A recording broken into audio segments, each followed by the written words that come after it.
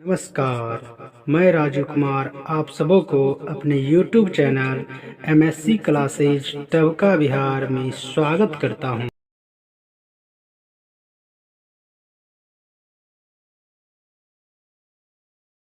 जी हाँ, आपने सही पढ़ा है। जितना समय आपको सांस लेने और छोड़ने में लगेगा, उतनी समय में आपका प्रॉफिट एंड लॉस के सवाल का आंसर सामने में हाजिर हो जाएगा।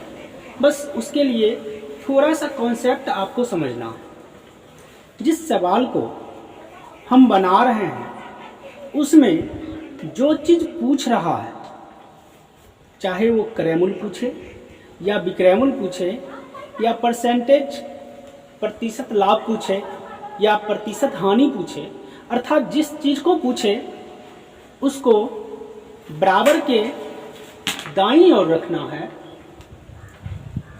और दिए गए से भाग पूछे गए से गुना, इस कॉन्सेप्ट को हर हमेशा ध्यान में रखना है। जो चीज़ आपको दिया हुआ रहता है उससे हम भाग देते हैं और जो चीज़ पूछ रहा है उससे हम गुना करते हैं, और इसी कॉन्सेप्ट पे आपको लाभ और हानि के अक्सर सवाल बन जाएंगे।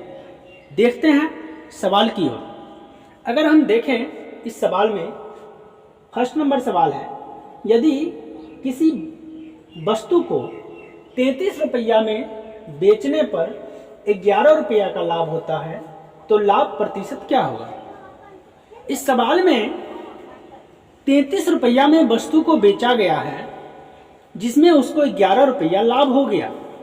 अगर आप कॉमन सेंस लगाएं तो पता चलेगा 33 रुपया में बेचा गया और 11 रुपया का लाभ हुआ, इसका मतलब उस वस्तु को हम 22 रुपया में खरीदे थे। और इसमें प्रतिशत पूछ रहा है, इसलिए प्रतिशत वाले को बराबर की दाईं ओर रखना है।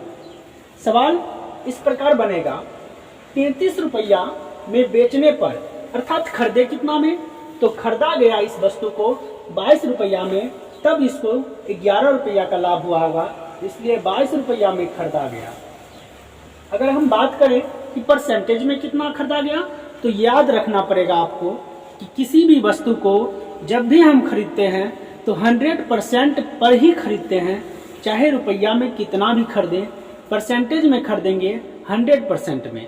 किसी भी वस्तु का क्रय मूल्य जो होता है 100% होता है, और इस वस्तु का भी क्रय मूल्य हो जाएगा परसेंटेज में 100। परसेंटेज वाले को बराबर के दाईं ओर रखे हैं क्योंकि हमें परसेंटेज वाला सवाल पूछ रहा है, लाभ प्रतिशत पूछ रहा है, परसेंटेज पूछ रहा है, इसलिए बराबर के दाईं ओर लिखे हैं। और इसमें 22 रुपया में खरीदा गया और प्रतिशत में 100% में खरीदा गया होगा, और बेचा गया 33 रुपया में, अर्थात रुपया को इधर रखेंगे। बस कॉन्सेप्ट ध्यान में रख लेना है, दिए गए से भाग पूछे गए से गुना, पूछा जाता है ये, इसलिए दिया गया 100 बट्टा ये दिया गया है इससे भाग, और ये पूछा गया है इससे गुना। इसको हम काटेंगे, 11 दूनी 22, 11 तिया 33 और 2 एकम 2, 50 दोना 100। इसको हम गुना करें तो 50 के 3 से 50 तिया 150। इसमें देखा जाए तो 100 में खरीदे थे, 100% में खरीदे थे, लेकिन ये 150% हो गया। इसका मतलब 50% हमें प्रॉफिट हो रहा है, लाभ हो रहा है। यही इस सवाल का आंसर होगा, 50% लाभ। सही कहा था ना हमने। आपने सांस बस थोड़ा सा कॉन्सेप्ट समझना है, और आपका अगर बेसिक मजबूत है तो सांस लीजिए और छोड़िए, आपका आंसर आपके सामने हाजिर है। अगर नेक्स्ट क्वेश्चन की बात करें तो एक कुर्सी को 100 में बेचने पर 10 रुपया का लाभ प्राप्त होता है, अर्थात 10 रुपया का लाभ कब प्राप्त होगा, जब उस वस्तु को हम 90 रुपया में खरीदे होंगे और 100 में बेच रहे हैं, तभी हमें 10 रुपया का लाभ होता है।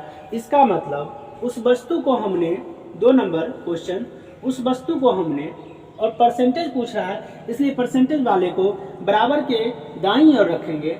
खरीदे कितना में, हम उस वस्तु को खरीदे 90 रुपया में। अगर परसेंटेज की बात करें कितने परसेंटेज में खरीदे, 100% में, क्योंकि कोई भी वस्तु 100% में ही खरीदा जाता है। कॉस्ट प्राइस जो होता है 100% होता है और उसको हम सेलिंग प्राइस कितना है 100 रुपया पूछ रहा है। परसेंटेज लाभ कितना है, तो दिए गए से भाग 190 से भाग पूछे गए से गुना, तो 0 और 0 कट जाता है, गुना करें तो 100 पर ये शून्य बढ़ जाएगा, 1000 हो जाएगा, बट्टा में 9।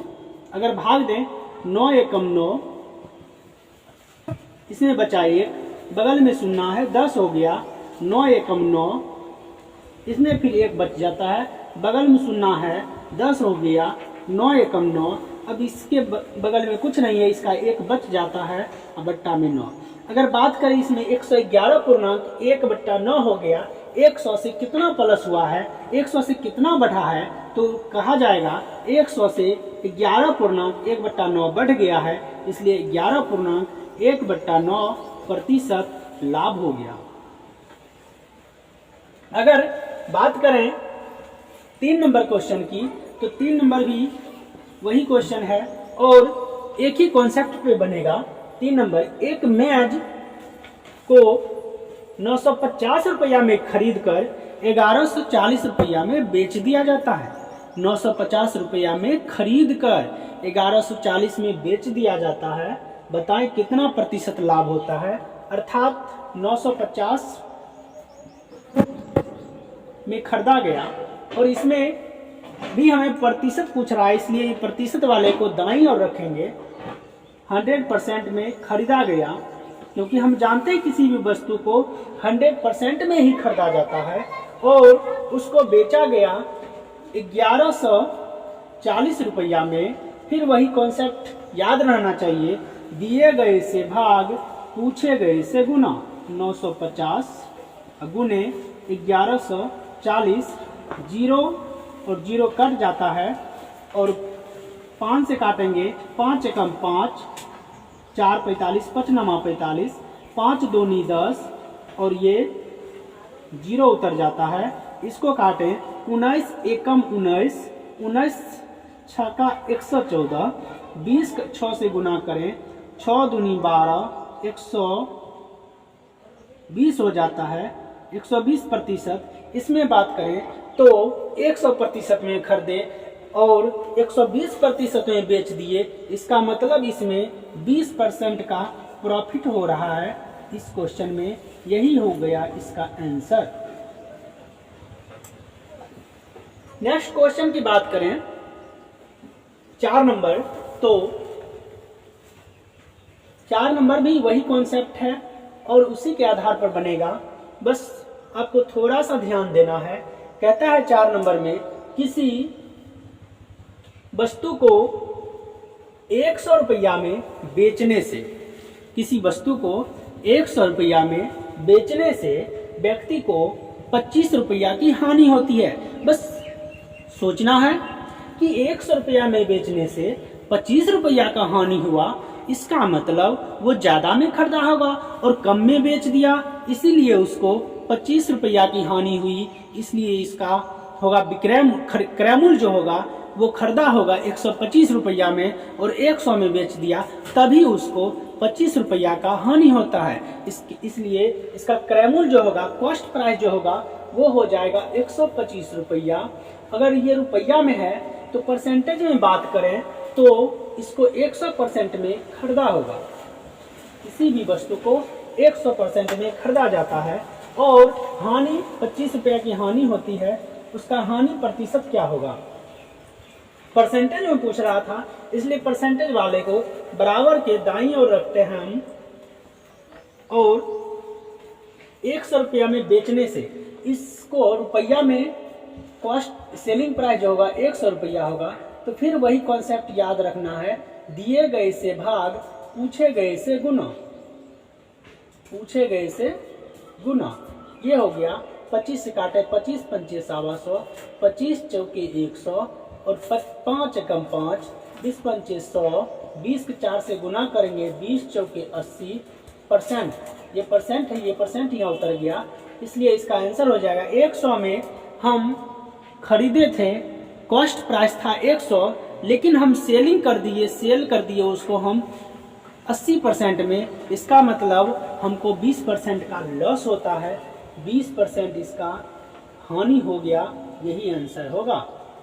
अगर बात करें 5 नंबर सवाल की, तो आप देख रहे होंगे कि जितना भी सवाल है एक ही कॉन्सेप्ट बन रहा है, बस आपको थोड़ा सा दिमाग लगाना है, एक ही कॉन्सेप्ट बनेगा, सूत्र का झंझट ही खत्म है और अक्सर सवाल इसी कॉन्सेप्ट पे बन जाएगा।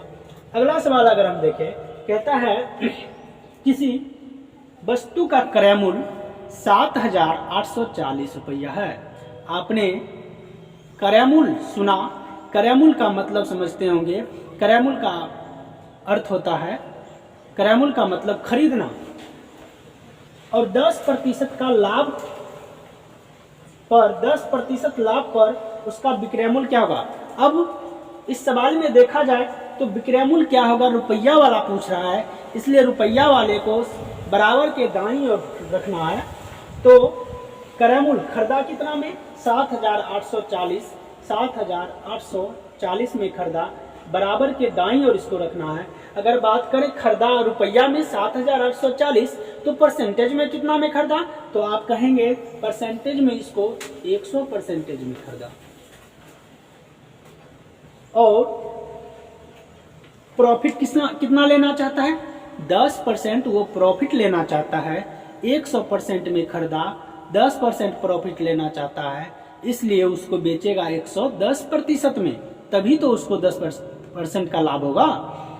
उसको बेचेगा 110% में, और फिर वही कहानी, वही याद रखना है कि दिए गए से भाग, पूछे गए से गुना, 7,840 में जो दिया गया है 100% और जो पूछा गया 110%, परसेंट से परसेंट कैंसिल हो जाएगा, कट जाएगा, और ये जीरो कट जाएगा, ये जीरो कट जाएगा, तो आपको 784 को 11 से गुना करना है।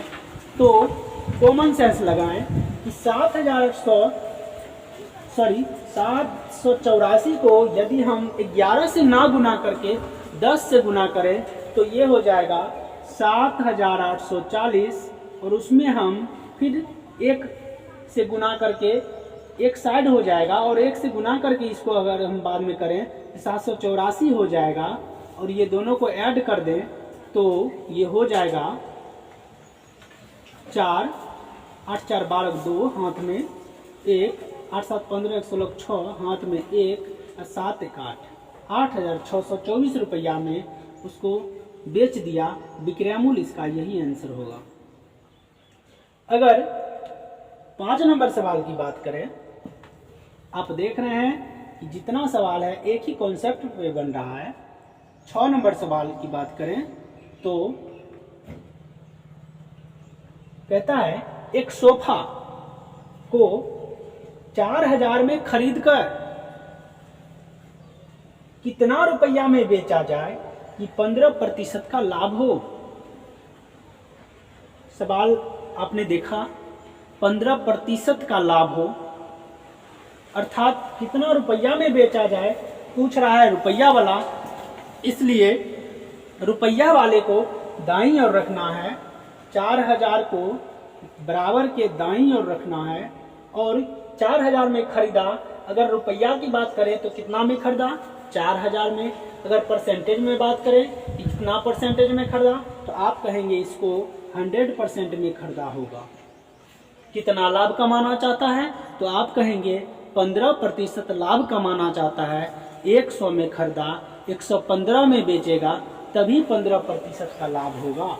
इसलिए 115% बराबर हो जाएगा दिए गए से भाग 100% दिया गया और पूछे गए से गुना। प्रतिशत से प्रतिशत कैंसिल हो जाएगा, अगर इसको हम काटें 0 0 0 0 कट जाता है, 15 चौका 60 और 4000, तो 4000 में 600 जोड़ देंगे 4600, इसका आंसर हो जाएगा 4600 रुपया हो जाएगा इसका विक्रय मूल्य। यदि 4600 रुपया में हम इसको बेचें तो 15% का लाभ होगा। 4000 का सामान, 4000 का सोफा 4600 में बेच दें तो 15% का लाभ होता है। और लास्ट क्वेश्चन अब हम देखेंगे